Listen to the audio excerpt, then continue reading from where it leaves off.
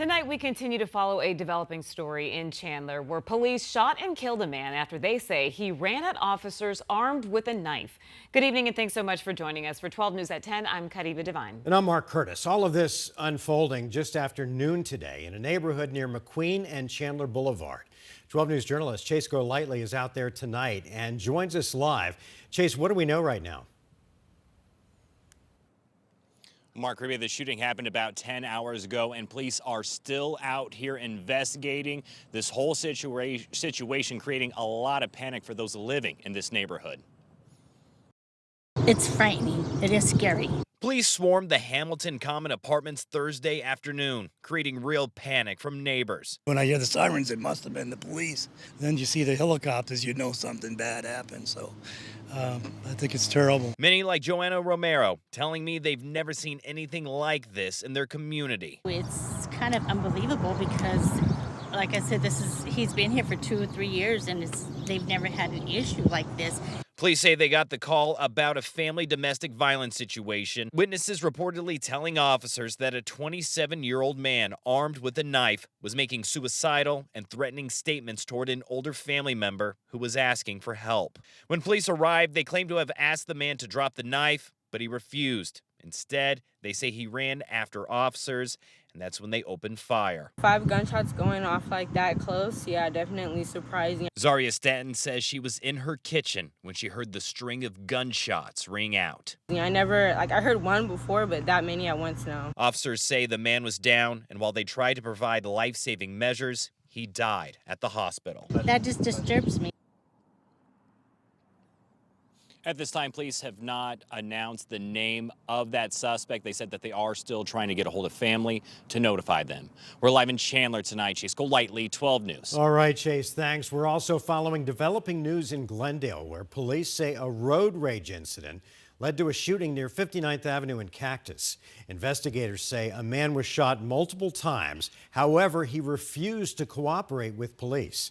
The man's condition right now is unclear, and police say they're still in the early stages of the investigation. Staying in the West Valley, fire crews in Buckeye say that 3,500 gallons of nitric acid spilled at the Thatcher Chemical Company that is near Southern and Rainbow Road.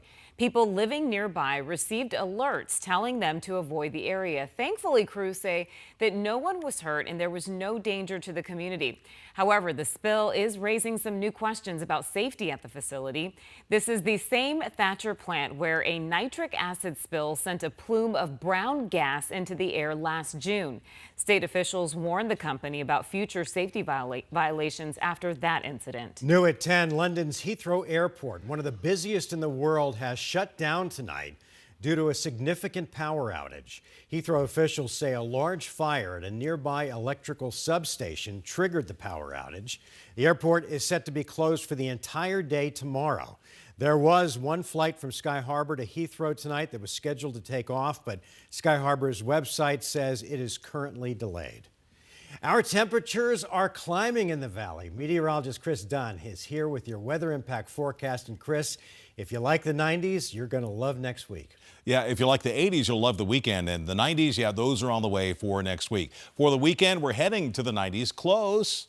88 on Saturday, but mornings will be quite pleasant, right around 60 degrees. Sunday, we start out at 62, end up with 89 degrees Sunday afternoon, and then the heat really sets in. We'll call it a March heat wave next week. Arizona temperatures way above average all week long. Every single day next week, we'll have highs in the 90s for Phoenix. Storm track stays well to the north and not bringing us any beneficial rain. So all of next week, we have the impact, which is hot weather for the month of March. If this were August, we'd be saying, oh, wow, cooling trend. Take it easy, because this kind of heat this early in the season, we're not accustomed to it, and especially for our out-of-town viewers. They come here and it's this really intense dry heat. We're just not used to that. So warming into the weekend, temps in the 90s all week and no rain through the end of March. We'll have much more, and your 7-day forecast to look at some of those big numbers and where that compares with the records coming up a little bit later on. All right, we'll see you in a few minutes. Chris, thank you.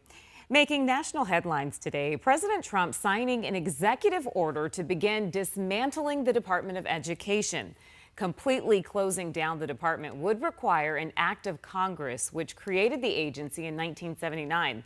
However, the White House says that this order aims to greatly minimize the agency, but it adds that certain critical functions like student loans would remain under the agency's umbrella. President Trump saying today's move was 45 years in the making. We're going to be returning education very simply back to the states where it belongs, and this is a very popular thing to do, but much more importantly, it's a common sense thing to do, and it's going to work. The move is expected to spark legal opposition. Secretary McMahon and the administration have already taken steps in recent weeks to gut the department by cutting the workforce nearly in half. Republican Representative Andy Biggs joined us in studio earlier today to talk about several hot topics, including the ongoing cuts in the federal government. Troy Hayden asked him about today's executive order disbanding the Department of Education and what it means for Arizona. I think that affects people in Arizona. I know a lot of people are saying, hey, why is the Department of Education going away? Yeah, so it's going to affect us because I think what's going to happen is we're going to get to have more local control over government, particularly education. But the other thing I would say is we're told that they're going to keep administering grants, they're going to keep administering student loans because that's what they do. So the money is going to continue to flow even if most of this department is gone? That's my understanding. That's what we've been told. I think that's going to be the case. The other question, Troy, is what about all the other mandates that have been coming to the states, whether it's a Common Core mandate, a special ed mandate, whatever it is? What happens to those mandates? Well, quite frankly, unless Congress gets in and takes action, then those mandates actually remain in place, and we're going to have to figure out what happens there. Biggs also talked about getting into next year's race for Arizona governor. You can watch Troy's full interview right now on 12+. You can download it on your TV and watch for free. Meanwhile, New York Representative Alexandria Ocasio-Cortez and Vermont Senator Bernie Sanders hosted a rally in Tempe tonight, speaking out against President Trump's administration and the cuts coming down from Washington. 12 News journalist Bianca Bono was there, and she is joining us live. And Bianca, why did they pick Arizona? Caribe, they say they're targeting swing states and districts, and this was the first of 2 rallies planned for Arizona, and thousands of people showed up for it. AOC and Bernie Sanders spoke out against President Trump, but whether their message will stick here in Arizona remains to be seen. Thousands of people packing the Mullet Arena in Tempe, while thousands more watched from an overflow site outside to listen to politicians from the other side of the country.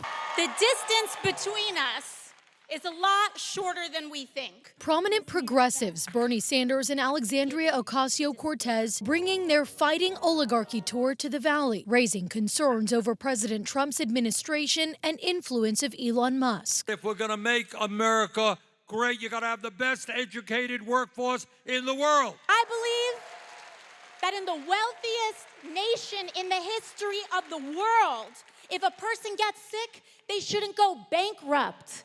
Common sense. Promoting policies that they say benefit working class Americans. We will not accept a society today in which we have massive income and wealth inequalities, where the very rich have never done better while working families are struggling to put food on the table. They're standing in a state that Trump won. 36% of Arizona voters are registered Republicans and 33% are independent, compared to 29% who are Democrats. We have to get involved, we have to get active, we have to get engaged. The speeches resonating with this crowd. But with this year not being an election year, some are left wondering what happens next. They said all the things we'd like to hear. What I would like to hear, though, is how they are going to accomplish what they want.